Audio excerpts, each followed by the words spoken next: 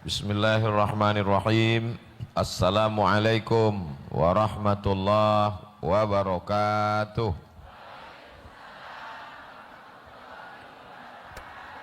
Alhamdulillah. Allahumma salli ala Sayyidina Muhammad ibni Abdillah wa ala alihi wa sahbihi wa man tabi'ahu wa mawalah. Yang sama kita hormati Bapak General Manager Angkasa Pura, Bapak Dwi Ananda Wicaksono. Bapak-bapak, ibu-ibu, para asatiz, insya Allah semua yang berhadir ini dimuliakan Allah Subhanahu wa Ta'ala. Amin ya Rabbal Alamin. Tema kita pagi ini adalah optimis dikaitkan dengan perubahan.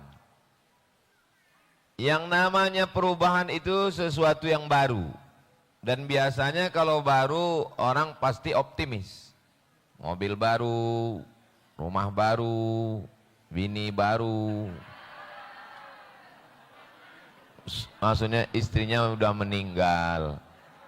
Ibu jangan pesimis. Jadi optimis itu apa? Optimis itu adalah cara pandang melihat sesuatu baik, itu optimis. Gimana menurut Anda 2025? Ya paling gitu-gitu aja. Itu bukan optimis. Optimis itu adalah cara pandang melihat sesuatu baik, lebih baik. Itulah dia optimis. Jadi manusia ini kakinya melangkah, tangannya bergerak, itu yang memotivasinya adalah cara pandangnya. Maka cara pandangnya mesti optimis dulu. Apa yang membuat orang optimis? Ada 5 yang membuat orang optimis. Jangan kemana-mana, kita lanjutkan setelah yang satu ini. Saya memberikan materinya 40 menit. Nanti setelah itu kita dialog interaktif. Yang pertama yang membuat orang optimis itu adalah mau nggak mau, suka nggak suka, karena memang manusia ini materi. Materi itu artinya benda. Tangan, kaki, darah, tulang, kuku, sumsum ini benda. Maka manusia tidak bisa dilepaskan dari benda. Makanya orang-orang yang terlalu terikat dengan benda disebut dengan materialistik. Sedangkan perempuan yang terlalu suka dengan benda disebut dengan matre. Cewek matre. Terlalu kebendaan. Saking manusia ini terlalu kepada benda, sampai Tuhannya pun benda. Tuhan itu tidak benda, tapi dia mau Tuhannya dalam bentuk benda. Ah, masa iya Pak Ustadz ada orang mau Tuhannya benda? Lihat dalam surat Al-Baqarah. Ketika Nabi Musa membawa Bani Israel nyebrang dari Mesir ke Palestina. Apa kata orang Yahudi? Ya Musa, wahai Musa, lan nu'mina laka hatta narallaha jahrah. Kami tidak percaya kepadamu sampai Tuhan itu bisa dilihat. Yang bisa dilihat itu benda. Jadi yang membuat orang optimis yang pertama itu benda. Ada peningkatan. Apa bendanya? Gaji naik. Apa bendanya? Uang belanja meningkat.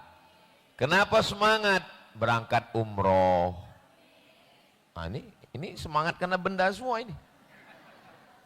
Jadi kalau ada orang mengatakan kita ini orang beriman, jangan melihat benda.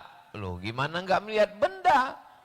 Tadi saya habis makan nasi kebuli, benda, kambing, nggak usahlah saya ceritakan ya. Karena benda ini yang membuat orang jadi iri, ini benda ini. Nanti kalau semangat kerja ada bonus, ada mobil, ada uang tunjangan. Kenapa orang semua mau jadi wakil rakyat? Iya karena benda. Ada rumah dinas, mobil dinas, istri dinas. Benda.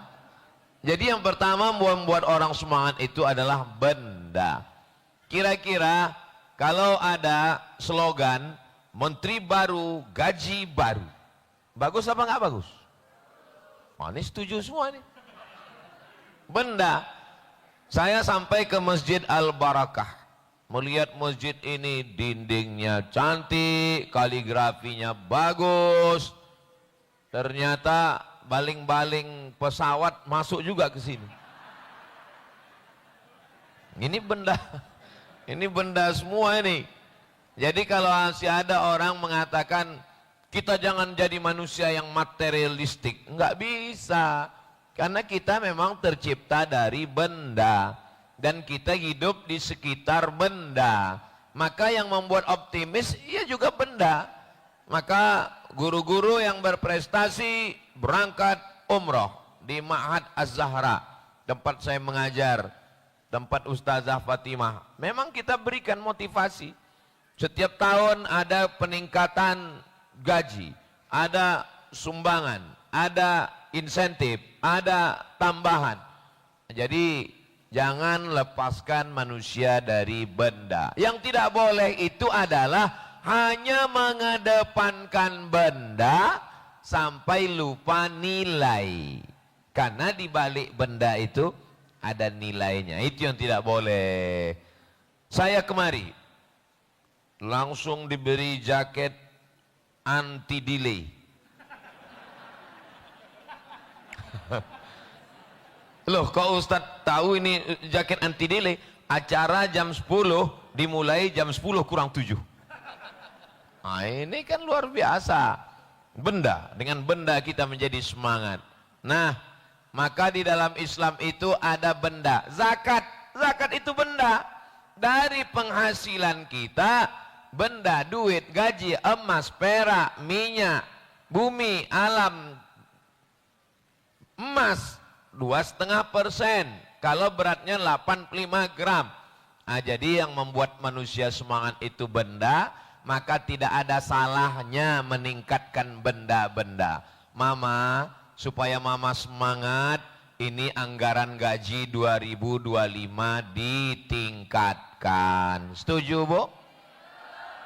Tuh, optimis semua.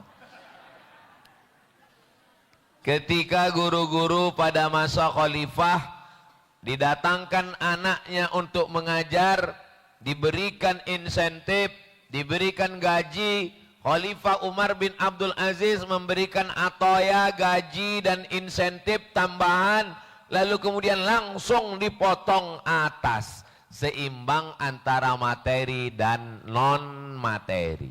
Gaji itu materi, tapi ketika dipotong 2,5%, kamu akan dapat pahala. Pahalanya mana?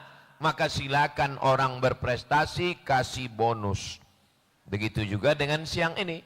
Ustaz Abdul Somad, Ustaz ceramah hanya 40 menit. Nanti tanya jamaah. Yang bisa jawab pertanyaan dikasih buku. Bukunya benda. Yang bisa jawab pertanyaan diberangkatkan umroh. Ini yang saya agak cemas. Saya tanya yang berangkat berapa? 1 orang. Jadi nanti untuk yang pertanyaan hadiahnya buku itu saya yang nanya. Tapi untuk yang pertanyaan hadiahnya umroh saya serahkan ke senior saya. Saya ke Mesir 98, kakak kelas saya ke Mesir 94. Jadi beliau 4 tahun di atas saya, sesuai tahun keberangkatan ke Mesir, jadi saya serahkan ke beliau. Kenapa begitu? Karena kalau yang berangkat 1 orang, yang nggak berangkat lebih banyak marah daripada yang suka sama saya. Gara-gara apa? Gara-gara benda. Jadi kalau ada supaya optimis, diberi bonus, diberi reward, diberi bantuan, diberi insentif, itu boleh atau tidak boleh?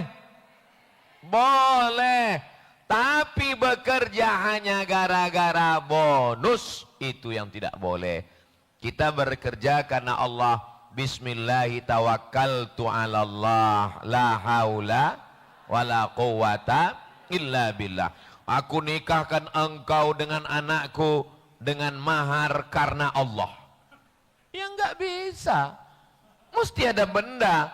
Aku nikahkan engkau dengan anakku dengan mahar sebentuk cincin emas tunai. Benda, materi. Siapa yang menghilangkan benda dari ajaran agama Islam, maka dia sudah meninggalkan sebagian dari ajaran agama Islam. Ada orang yang tidak mau benda. Perempuan itu benda. Perempuan kok benda ya? Benda maksud saya nampak, materi, darah, daging, kulit, kuku, sumsum, tulang. Secara substansi dia tidak benda, tapi secara materi dia adalah seperti benda. Maka ketika perempuan itu mau dinikahkan, maka ada kompensasi antara benda yang tidak benda. Saya punya anak perempuan, dibesarkan, disekolahkan, tetes peluk keringat air mata. Ketika saya nikahkan dengan lelaki, ada kompensasi benda. Apa dia? Mahar. Tapi mahar tidak bisa membayar 25 tahun memperjuangkan seorang anak. Bapak punya anak 25 tahun dikasih makan. Ibu melahirkan meregang nyawa dengan tetes peluk keringat air mata. Tiba-tiba hanya dibayar dengan seperangkat alat sholat dan kitab suci Al-Quran mukena 100.000. Itu bukan kompensasi, itu namanya ganti rugi. Sudah diganti rugi. Lalu kenapa ibu mau menyerahkan anak ibu yang ibu lahirkan meregang nyawa, sobek daging badan ibu? Kenapa bapak mau menyerahkan? Karena tidak semuanya materi, tapi ada yang non materi, bahwa ini ada pahala. Itulah yang membuat orang optimis. Bismillahirrahmanirrahim. La haula wala quwata illa billah. Bagi atasan, bagi direktur, bagi yang punya kekuasaan, kalau mau karyawan, pegawai optimis, kasih materi. Bagi yang di bawah, kalau mau semangat, mesti ada tambahan. Tapi dia bukan yang utama, karena diri manusia ini tidak semuanya materi. Kalau di badan manusia ini semuanya materi, maka dia bukan manusia. Lalu dia siapa? Robocop.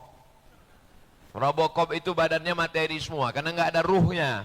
Sedangkan manusia ini ada tulang, ada darah, ada kuku, ada bulu, ada sumsum, tapi ada yang non materi. Itulah dia ruh. Ruh bukan materi. Allah meniupkan ruh ke dalam badan kita. Hari ini saya diberikan kursi duduk di atas, itu karena masih ada ruh di dalam. Tapi kalau sudah ruh ini keluar, maka saya tidak lagi duduk di atas, tapi sudah terbaring di lantai. Innalillah wa inna ilaihi rajiun. Wahai para pimpinan, saya tidak sebut Pak GM karena orangnya ada di sini. Maka silakan berikan reward, silakan naikkan insentif, silakan berikan semangat bagi yang berprestasi, bekerja, dapat ini, dapat ini. Tapi itu bukan segalanya. Ini yang membuat orang optimis yang pertama. Yang kedua, apa yang membuat orang optimis? Yang membuat orang optimis adalah target. Target itu yang membuat orang optimis. Kamu rencana gimana? Rencana saya umur 22 S1, umur 24 S2, umur 27 S3, umur 30 S3. S3 maksudnya bini. Ada target-target. Orang kalau tidak ada target, ketika ditanya, gimana target ke depan? La haula wala quwata illa billah. La haula wala quwata illa billah itu diucapkan setelah target tercapai. Setelah target tercapai, lalu kemudian orang nanya, hebat ya prestasi kamu. Lalu keluar dari mulut untuk menghilangkan sombong, la haula wala quwata illa billah. Ini semua karena pertolongan Allah. Itu ada target. Ustadz Abdul Somad itu hidupnya pakai target. Oh ya, saya pakai target. Saya sampai ke Mesir 98. Nanti 2002 saya mesti selesai S1.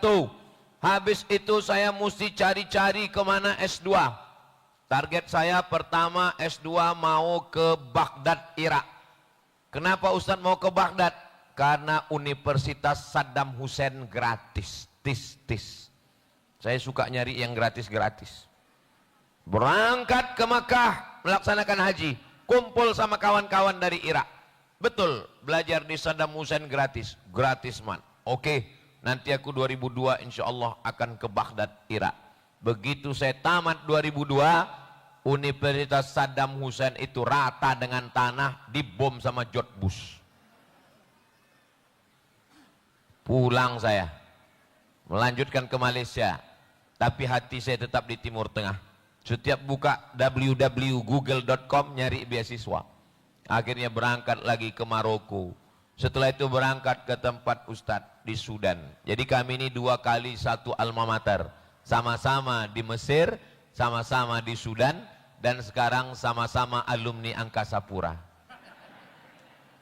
Bapak Ibu yang dimuliakan Allah SWT, ada target kita ke depan. Jadi dalam Islam ini boleh orang punya target. Ya, Nabi mengajarkan ada target-target yang mau dicapai. Mana ada Nabi Muhammad punya target? Oh, ini bukan orang ngerti Islam. Apa kata Nabi SAW? La tuftahannal Konstantinia. Kalian akan merebut Konstantinopel. Targetnya nggak tanggung-tanggung. Ini kota Makkah, ini kota Madinah. Makkah di sini, Madinah di atas, atasnya lagi Palestina. Nabi nggak ada bilang kamu akan merebut Palestina. Enggak, targetnya terlalu dekat kalau merebut Palestina. Kamu akan merebut Konstantinopel. Waktu itu kota yang paling hebat di dunia ini adalah Konstantinopel. Konstantinopel itu di mana Pak Ustadz? Sekarang Konstantinopel itu berubah jadi kota namanya Istanbul. Nabi punya target, la tufta'annal Konstantinia, kamu akan merebut Konstantinopel. Berapa lama baru Konstantinopel itu bisa direbut? 700 tahun. Tapi jangan gara-gara ini nanti setiap rapat Pak Haji M nanya, kenapa target kita belum tercapai? Nabi saja merebut Konstantinopel 700 tahun Pak Haji M. Ini saya mau ngasih tahu bahwa ada target. Karena target itulah manusia jadi semangat. Datang sahabat Nabi untuk mengejar target itu. Dia pergi ke Konstantinopel, mau merebut Konstantinopel. Tidak tercapai, tapi pahalanya sampai. Makamnya ada di Istanbul di bawah pohon kayu. Nama sahabatnya Abu Ayyub Al-Ansari. Umurnya ketika ke Konstantinopel 80 tahun. Umur 80 tahun membuat semangat. Kenapa semangat? Karena ada target yang mau dicapai. Jadi setiap orang punya target, insya Allah dia semangat terus. Ustadz, apalagi target Ustadz? Ya rahasia saya dengan Allah. Ada target-target saya yang mau saya capai. Saya mau membangun pondok pesantren di pedalaman supaya anak-anak tidak kena korban pendangkalan akidah. Mudah-mudahan tercapai, amin. Dulu saya punya target sekolah S1, S2, S3, profesor. Habis itu sudah tercapai, tinggal satu lagi yang belum, almarhum. Itu nggak usah ditarget, datang sendiri. Saya mau punya target, ada santri penghafal Quran gratis bisa belajar. Alhamdulillah, laki-laki 25, yang perempuan 25. Masih belum cukup, makanya kita buat lagi di beberapa tempat yang terasing, yang da'i nggak sampai ke dalam. Kalau da'i dari luar kita kirim susah, maka anak-anak pedalaman ini yang kita didik, dari mulai TK Quran, SD Quran, SMP Quran, SMA Quran, S1, nanti akan balik lagi ke dalam. Dalam program dakwah pedalaman, mesti ada target-target. Abu Ayyub Al-Ansari umur 80 tahun, tapi dia tidak merebut Konstantinopel. Meninggal di Konstantinopel, dikuburkan di bawah pohon. Sekarang ada masjid, namanya Masjid Abu Ayyub. Panjang umur, sehat badan. Mudah-mudahan nanti kita bisa sholat di Masjid Abu Ayyub Al-Ansari di Konstantinopel, yang sekarang nama kota Istanbul. Penuh orang berziarah ke makam untuk mengambil barokah dari seorang sahabat Nabi Muhammad. 80 tahun semangat. Kalau ada target, kira-kira ada di antara kita ini umur 80, pas ditanya, Pak, Bapak siap berjihad? Yang muda-muda aja lah. Kenapa? Karena nggak ada target.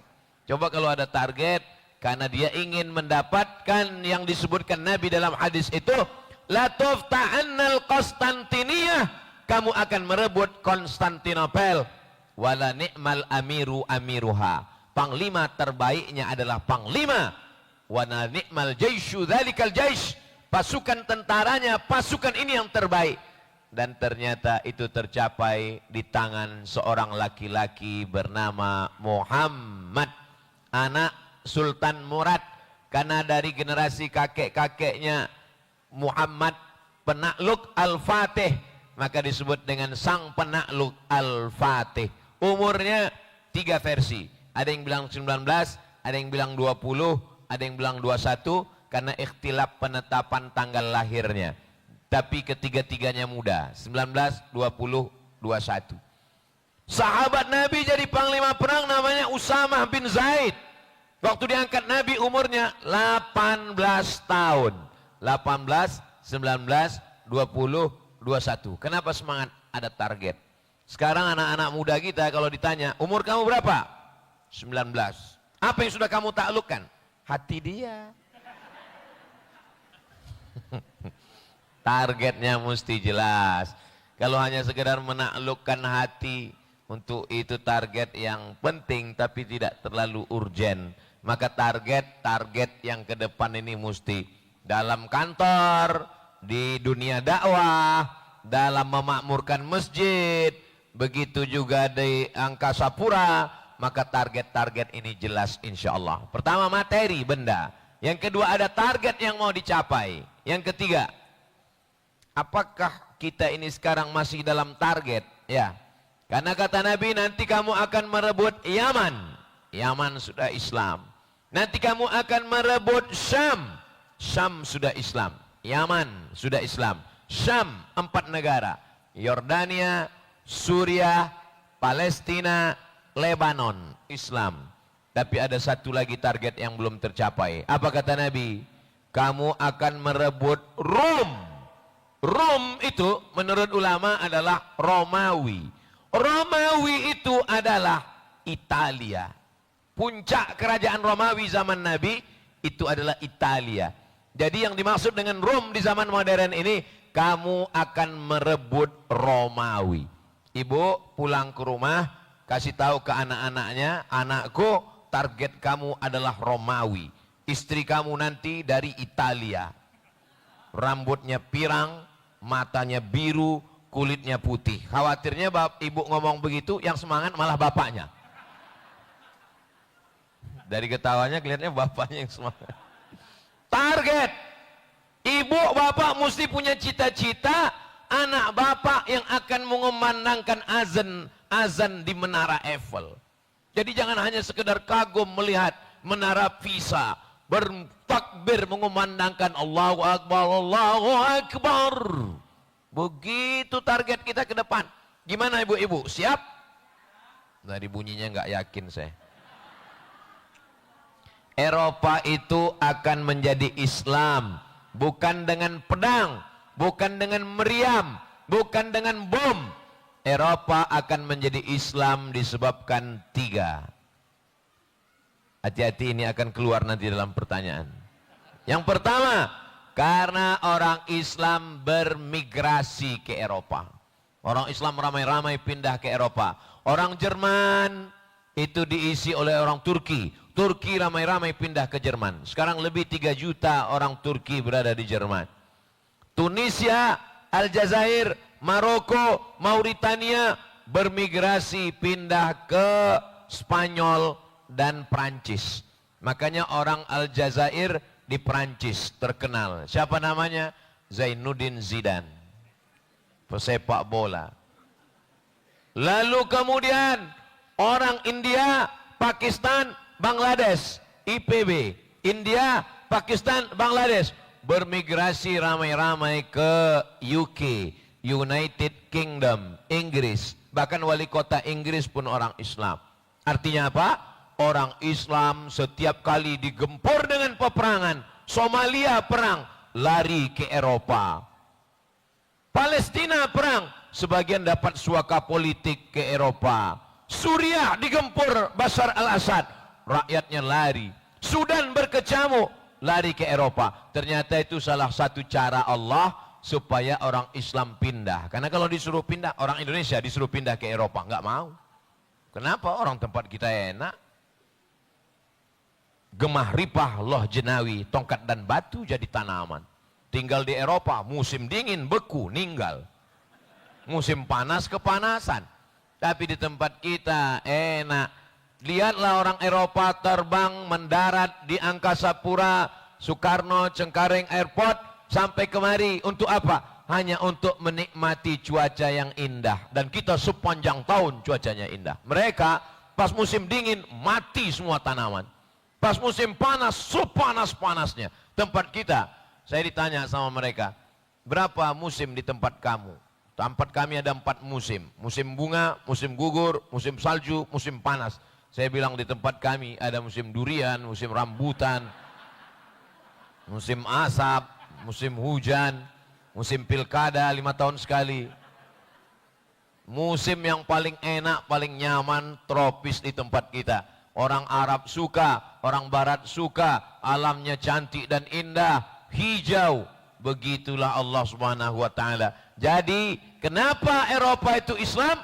Karena orang Islam bermigrasi, berpindah ke sana. Yang kedua, kenapa Eropa itu akan Islam? Karena orang Eropa sendiri mati dan tidak punya keturunan. Kenapa nggak punya keturunan? Karena LGBT, laga pedang.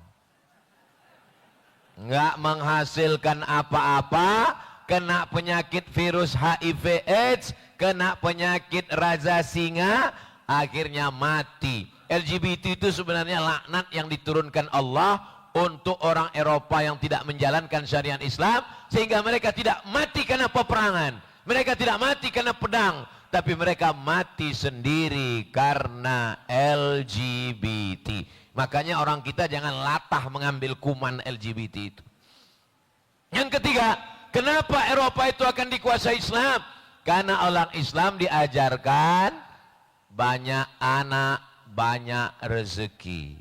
Orang Islam itu kalau menikah zaman dulu belum ada TV, belum ada handphone. Habis sholat Isya mati lampu, tidur, anak 10. Zaman sekarang gara-gara nonton TV, main handphone, akhirnya banyak istri-istri yang tidak disentuh suaminya. Karena sibuk main handphone. Kan nggak bisa dikirim pakai Bluetooth. Habis waktunya. Coba ke antara kita ini tanya kakeknya dulu, saudaranya berapa. Almarhumah ibu saya anak nomor 10. Sepupu saya rata-rata 10. Orang Islam sampai jadi slogan di bangsa kita. Banyak anak, banyak rezeki. Apalagi di musim pilkada hitungannya per kepala. One man, one choice. One man, one vote. Apa maknanya? Orang Islam menganggap pernikahan juga begitu. Fankihu ma taba lakum minan nisa'i masna wa thulatha wa ruba'. Ibu kalau kebetulan sholat tahajud sama suami, ayatnya itu waspadalah. Fankihu ma taba lakum minan nisa'i masna wa thulatha wa ruba'. Kata istrinya, apa enggak ada ayat lain, Mas? Di antara istri ini melahirkan 10. Kata Nabi, inni mukatsirum bikumul umam. Saya bangga ketika nanti kumpul semua nabi-nabi. Umat yang paling banyak adalah umatnya Nabi Muhammad sallallahu alaihi wasallam. Jadi motivasinya itu adalah merebut Eropa. Saya yakin dan percaya ini anak-anak muda, saya sudah tua, sudah masa lalu. Yang akan merebut Eropa ini kalian anak-anak muda. Kalianlah yang akan punya istri mata biru, rambut pirang, kulit putih, tinggi 2 meter insya Allah. Amin. Saya lihat yang semangat malah yang bapak-bapak.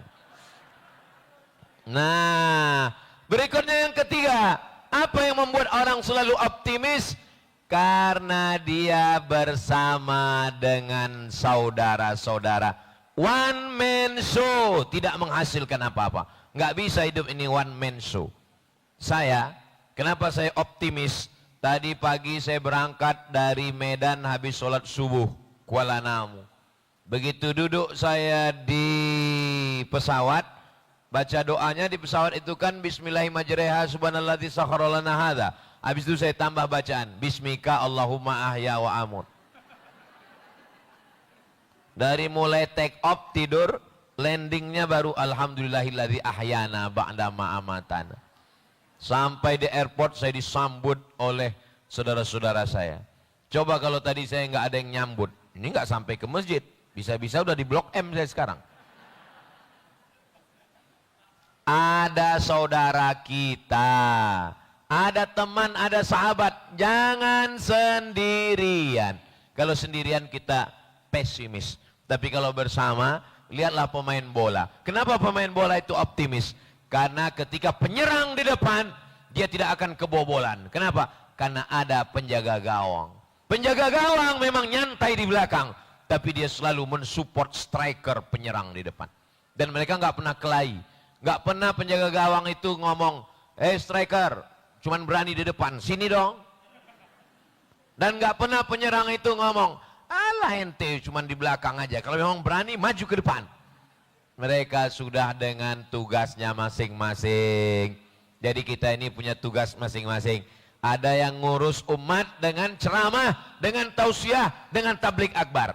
Tapi ada yang ngurus angkasa pura, yang mengurus perjalanan langit ini. Bagaimana pesawat-pesawat ini? Kalau semua saya ajak semuanya tausiah, ini pesawat bisa tabrakan di atas.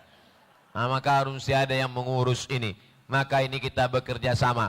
Apa kata bapak? Ibu, jaga anak, pendidikan anak, mandikan anak, kasih anak makan.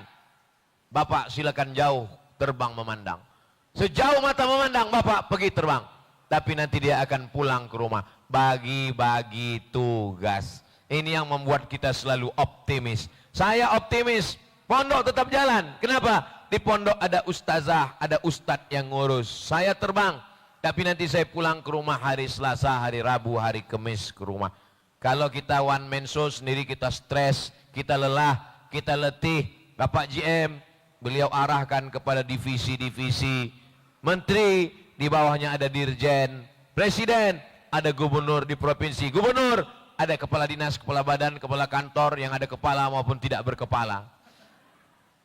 Kapolri, ada Kapolda, Kapolda, ada Kapolres, Kapolres, ada Kapolsek, Kapolsek, Babin Kamtibmas. Nah, ini semua bekerja sama. Allah SWT itu maha kuasa, ya. Tapi kenapa mesti ada malaikat? Ada malaikat menurunkan rahmat, ada malaikat mencabut nyawa. Apakah Allah itu tidak kuasa? Innama amruhu iza arada syai'an ayyakula lahu kun fayakun. Tapi kenapa Allah SWT tetap ada malaikat? Allah mau mengajarkan manajerial, the right man on the right place, orang yang tepat di tempat yang bagus supaya tugas ini. Maka saya yakin dan percaya, saya optimis terus karena kita punya tim. Kita bekerja tidak one man, tapi kita bekerja a team, satu tim yang solid dan kuat. Yang keempat adalah di balik badan yang gagah perkasa ada pertolongan Allah. Apa kata Abu Bakar Siddiq? Nanti kita akan ditangkap kafir musyrik ya Muhammad sallallahu alaihi wasallam. Apa kata Nabi? La tahzan. Don't be sad. Jangan sedih, jangan takut, jangan cemas. Innallaha ma'ana. Allah ada bersama dengan kita. Saya kalau menganggarkan diri saya sendiri saya lemah. Tapi ketika saya serahkan semuanya kepada Allah, masalah saya besar. Allahu Akbar. Allah Maha Besar. Serahkan semuanya kepada Allah. Inna solati wa nusuki wa mahyaya wa mamati lillah. Tapi penyerahan ini setelah rapat, setelah meeting, setelah target, setelah materi, setelah semuanya, baru serahkan pada Allah. Saya nggak mau gara-gara tausiah ini nanti pas rapat, bagaimana planning kita 2025, bagaimana insentif, bagaimana reward, bagaimana target, kita serahkan semua pada Allah. Belum apa-apa, lu serahkan pada Allah. Siapkan dulu kendaraannya, siapkan minyaknya, siapkan drivernya, siapkan Sherlocknya. Setelah itu baru serahkan pada Allah. Bismillahi tawakkaltu 'alallah, la haula wala quwata illa billah. Saya yakin Allah sudah siapkan rezeki saya di tahun 2025. Tapi Allah ingin melihat saya bagaimana meraih mengambil rezeki itu. Ini di atas meja ini Allah sudah siapkan rezeki saya. Ada anggur 2 jenis, hijau dan merah. Ini namanya anggur koalisi. Ada pisang, ada jeruk, ada lengkeng. Ini memang disiapkan untuk saya. Walaupun panitia belum ada ngomong, saya husnuzon. Saya optimis ini punya saya. Tapi kalau saya tidak berusaha untuk mengambilnya, mendekatkannya ke mulut saya, jangan sekarang Ustaz. Ini tidak akan mungkin masuk sendiri ke mulut saya. Mesti ada usaha dan ikhtiar. Itulah dia beda kita dengan ahlul bid'ah wad dalalah. Ahli yang sesat. Sedangkan kita adalah ahlus sunnah wal jamaah. Kita percaya kepada takdir. Itu yang membuat kita optimis. Pemuda-pemuda, adik-adik yang belum menikah. Kalian sudah ditakdirkan Allah. Ada jodoh kalian. Makanya ada ungkapan, kalau jodoh tak kemana, tapi itu masih koma, ada ujungnya. Saingan di mana-mana. Jadi mesti ada ikhtiar, ada ta'aruf. Kebetulan bapaknya temenan. Oh itu anak saya. Oh iya, pertemuan, ada janjian, ada ngobrol, ada planning rencana. Barulah terjadi pertunangan. Setelah itu akad nikah, ada walimah. Ini prosesnya ini yang indah. Maka walaupun kita sudah bersama, tapi kalau tidak ada Allah Subhanahu wa taala, ada anak muda yang gagah perkasa, Umar bin Khattab. Ada anak muda yang otaknya cerdas, Ali bin Abi Thalib. Ada anak muda yang hartanya banyak, Utsman bin Affan. Ada orang tua yang bijaksana, Abu Bakar Siddiq. Ada perempuan yang kaya raya, Khadijah. Ada perempuan yang cerdas, Aisyah. Ada perempuan yang siap bawa makanan naik ke Jabal Sur. Itulah dia Asma. Jadi tolong kita renung sejenak. Di antara kita ini mikir, ibu-ibu, saya ini Pak Ustadz nggak kuat, tapi duit saya banyak, Khadijah. Saya duit nggak banyak Pak Ustadz, tapi pikiran saya cerdas, Aisyah. Saya ini Pak Ustadz anak muda, nggak ada duit, kurang cerdas, tapi bertenaga, Umar bin Khattab. Saya ini Pak Ustadz kaya enggak, bertenaga juga enggak, cerdas juga enggak, Abu Lahab. Jangan cemas, ada posnya masing-masing. Nah, yang terakhir, yang kelima, ini yang tidak kalah penting. Apa yang membuat kita selalu optimis? Target-target materi sudah. Pertemanan, persahabatan, perkawanan sudah. Punya target-target sudah. Berserah diri kepada Allah sudah. Apalagi yang belum? Ada ilmunya. Maka ilmu ini mesti dipelajari dengan baik. Kalau kebetulan tukang, ya belajar arsitek, Institut Teknologi Bandung. Kalau kebetulan pertanian, ya belajar Institut Pertanian Bogor, IPB. Kalau kebetulan bahasa, ya ambil kuliah sastra di Fakultas Sastra Universitas Indonesia.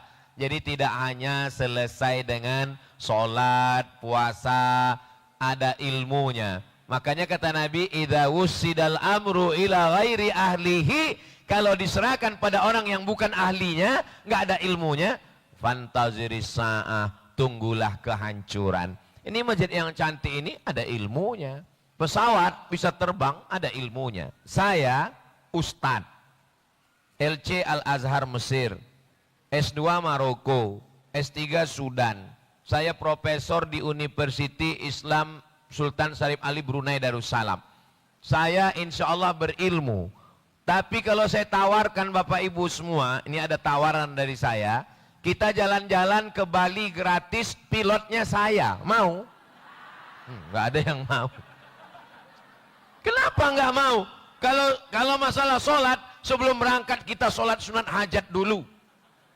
Masalah doa, sebelum berangkat saya yang bimbing baca doa semua dulu. Sekarang saya tanya sekali lagi, mana tahu berubah pikiran. Kita minta proposalnya, saya akan minta ke Pak GM. Pak GM akan mengabulkan satu pesawat untuk kita. Kita akan liburan tahun baru ini ke Bali. PP, saya pilotnya. Mau? Kenapa nggak mau? Padahal sudah bertawakal pada Allah. Alasannya satu, karena nggak ada ilmu. Saya nggak sakit hati waktu ibu, tapi tolonglah, walaupun nggak mau janganlah terlalu kuat seperti itu. Apa salahnya bilangnya enggak, kan cukup. Nggak mau. Jaga juga perasaan kita kan. Materi mesti ada, target mesti ada. Buat sebuah tim, jangan one man show. Serahkan pada Allah, Allah bersama kita. Tapi mesti dibarengi dengan ilmu. Sejalan antara rasional dengan intelektual. Sejalan antara material dengan spiritual. Mudah-mudahan 5 bekal ini membuat kita optimis menuju tahun perubahan 2025 insya Allah. Amin.